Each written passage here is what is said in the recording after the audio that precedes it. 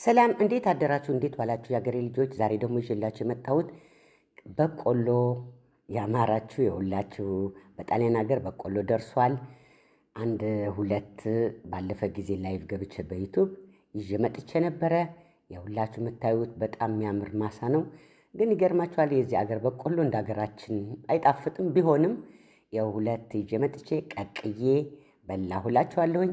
ያው በቆላችን የሚያምር በቆሎ ነው እና ጊዜያችሁ ወስዳችሁ ለምትመለከቱልኝ ለምታበረታቱኝ እግዚአብሔር ይስጥልኝ እያልኩኝ አብሮነታችሁ አይለኝ በማለት ያው በቆሎ ቀቅዬ እንደበላሁ ልነግራችሁ ነው። ይህን እንኳ ያስቃል፣ ግን በጣሊያን አገር በቆሎ አለ ወይ ብሎ ላሉ ሰዎች ናቸው የምመልሰው። እዚህ ላይ ግን ጨው አድርጌበታለሁ እኔ። እንዲህ አድርገን የበቆሎ እሸት መብላት ጥሩ ነው። እንደውም ፀጉሩ ደግሞ ለብዙ ለጤና በይበልጥ ለሽንት ቧንቧ ይጠቅማል። በሉ ደህና ዋሉ። መልካም ቀን